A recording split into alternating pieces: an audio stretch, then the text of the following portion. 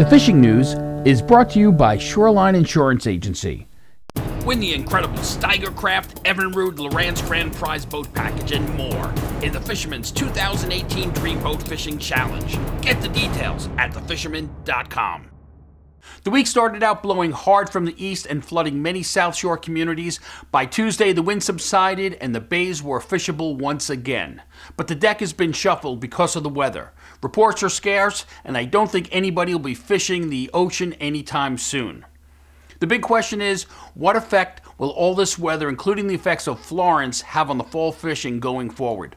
One thing is for sure, weather temperatures will be dropping across the board. That is likely to put an end to the amazing number of mahi that have been found as close as a mile off the South Shore.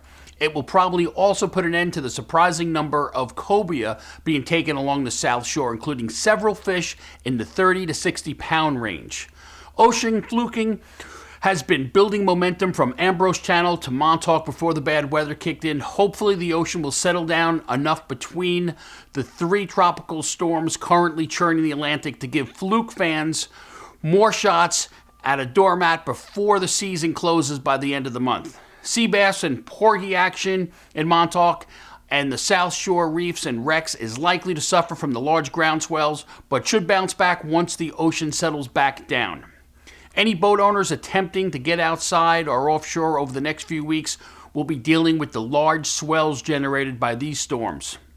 If you're not discouraged by the swells, you need to pay close attention to the tides when leaving and returning through the inlets. Even on a windless day, 7 to 10 foot swells rolling in against outgoing water will produce mountains of dangerous whitewater, so plan your departures and return for incoming water.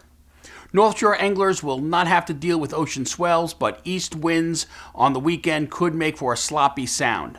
The North Shore was seeing increased number of blues, solid porgy action before Sunday's blow. Both could be an option if you can find a lee out of the wind. No reports from Montauk this week, but we do have Mike Dean reporting from Shinnecock. Thanks, Tim. Yeah, last weekend, not too many people were able to even get off the dock, get out there and get after it, which is too bad to lose a fall run weekend to the weather. But this last big blow moved through. Over the weekend before the blow, there were a lot of anchovies moving through the inlet with bass, albies, and bonito on them. More bass were caught than albies from what I saw and what I've heard from my network of guys. A decent amount of small stripers in the surf, taking half-ounce bucktails with curly tails, a little bit closer to Moriches than they are to Shinnecock. Just waiting for some of those bigger fish to get in here. I just want to extend my thoughts and prayers to all those fishing buddies that aren't with us after that horrible morning in September. I hope your friends and family have found peace, and I know you're looking over us. On the South Shore, there are still some big fluke on the inside and a good weak fish bite as well. Best bet is to load up the live well with peanut bunker. That's been the hot bait for those big fluke and weak fish. To the west, let's check in with Joey Leggio. Thank you, Tim. Reports at Deb's Inlet, it's really not going to be much to report. The weather's not been the best. Heavy rains, winds, and you got the swell, I guess, from the storms coming up. The one day I was able to get out was right prior to the storm fronts that are coming in. And I tried to go for some cobia after Steve had that beautiful 58-pounder that I sent you the pictures of. Also, check out, I cooked it. It was, by the way, anyone who's ever eaten cobia, it is phenomenal. What a great eating fish. Staked it up, put it on a plate with some broccoli, phenomenal. But back to the report. Went out the next day after Steve had that cobia, trying to find one for myself. No luck on the cobia, but I will tell you one thing. The action was phenomenal on the sharks. Fishing any of the bunker schools between 20 to 25 feet of water, all the sharks you wanted. I mean, you put a bait on the bottom, you turn your back, the rod was going off. It was just that crazy to bite and that quick. All you had to do was snag a bunker, hold it, or if you wanted to take a bunker, snag it, throw it on a line, hook down on the bottom, boom, you had a shark. Every way worked. I flipped chunks into the schools, shark on.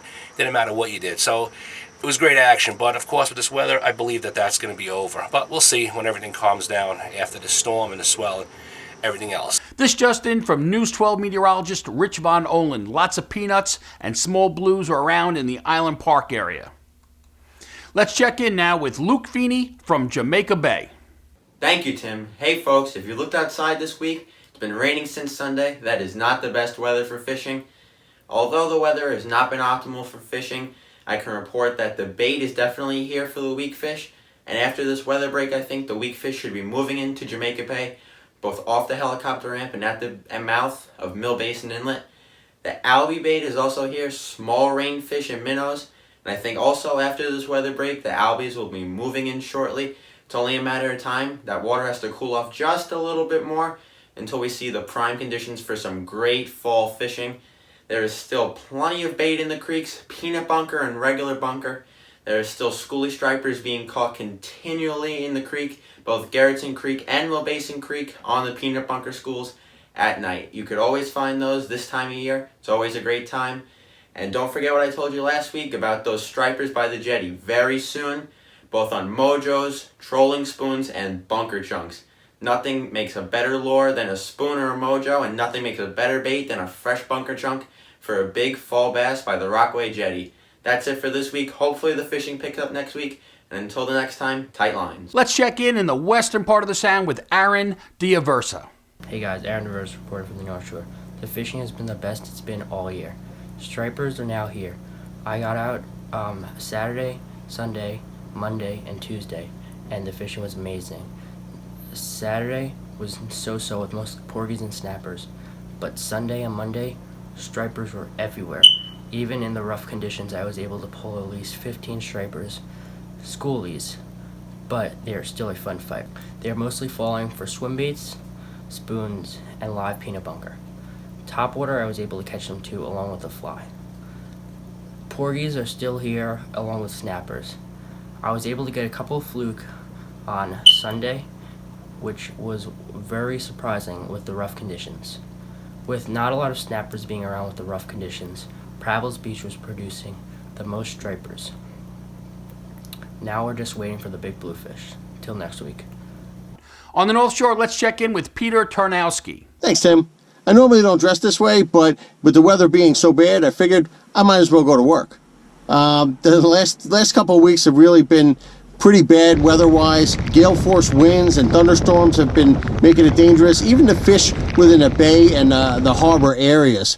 I did get a chance to get out for a little bit, and it was a lot of snapper. That's starting to get a little boring, so I decided to try and go after fluke again. And I did find a nice body of fluke within the bay area that was keeping me very busy. I was actually hitting them the way I was hitting the snapper earlier in the day. The problem was the fluke were the size of snappers. So, it was a lot of fun, but there was nothing really to keep and take home. I definitely want to revisit that area when the weather calms down a little bit and see if I can get some keepers out of there. Hopefully this weather looks like it might clear up a little bit towards the end of this week and some of next week, so maybe we can get more fishing in then. Now let's check in with Mark McGowane from Cow Harbor Bait and Tackle in Northport. Thanks, Tim.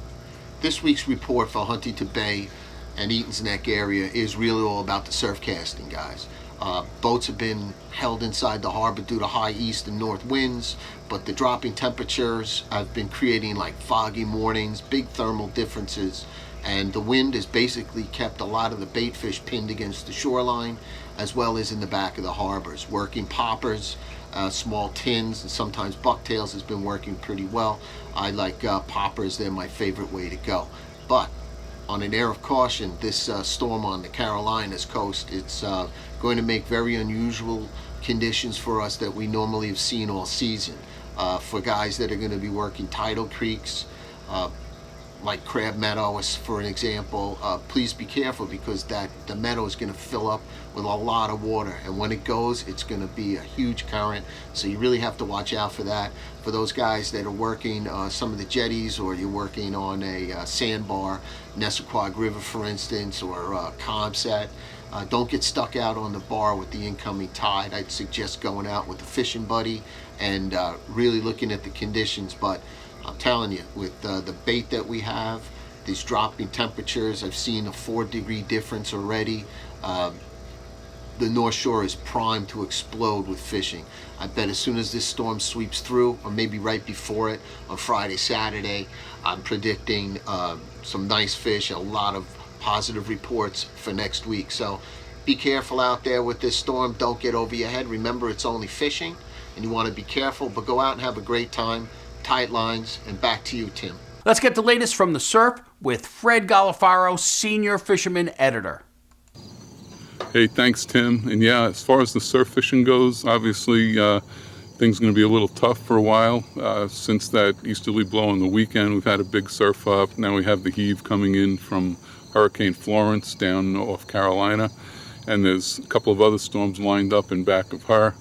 So conditions are going to be a little iffy for the next couple of weeks probably. I would expect there's going to be some beach access closures with the big surf.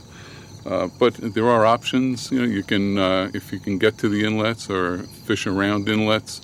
It generally stays very fishable. Some of the backsides up on the North Shore, some of the harbors. But there are opportunities just to show you what's possible. I mean, I had some fish over the weekend inside the boat basin at Robert Moses. Tons of bait. There were peanut bunker, mullet, and white bait all packed up in there, and there were small blues and bass chasing them around. So you never know where you're going to find good action. Be a little creative and think out of the box, and you may find some of the best fishing of the season during these storms. They are predicting east winds again from today right through the weekend. Weekend's going to blow pretty good. The marine forecast is saying 15 with gusts to 20 or more. So it's going to be blowing, but this kind of weather can fire up the surf fishing. It will definitely move bait. It'll move snappers out of the creeks and into the bays and inlets, get them ready to move out. It's definitely going to move mullet. There's a lot of mullet in some of the bays, and that stuff's staging, ready to move. Whether there'll be fish on them or not, is another story. We haven't had a lot of summer overfish the past couple of years, and that's usually what makes up the mullet run. But I'm sure there's going to be fish coming out somewhere and following those mullet down the beach when it becomes fishable. So keep an eye out for that. This storm's probably going to put an end to fluke fishing off the beach and the shark fishing, and it's been good all summer, but water temperatures are going to definitely drop with the east winds, with the big heave turning the ocean water over. So cooler water is going to be better for us in the long run, but I think it will put an end to the sharks and fluking. Hopefully any impact on beach access is short-lived. Until next week, Fred Golofaro here for thefisherman.com. Offshore fishing is likely to be on hiatus for a while, given the 3 storms working their way through the Atlantic. Prior to the weekend, there was a decent yellowfin tuna and longfin albacore bite at Chicken Canyon, the Virginia, and the Bacardi, with fish being trolled, chunked, and jigged. Fishing on the edge was off except for some big eye action by the tsunami buoy south of Atlantis. Mahi were all over the ocean, but the inshore bite will likely wind up a victim of the stormy weather.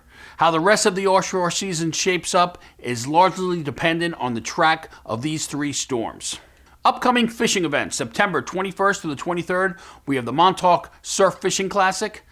October 12th to the 14th, we have the South Shore Fishing Classic. October 13th and 14th, Bergen Bay Docks is holding their 3rd annual 2-day striped bass tournament.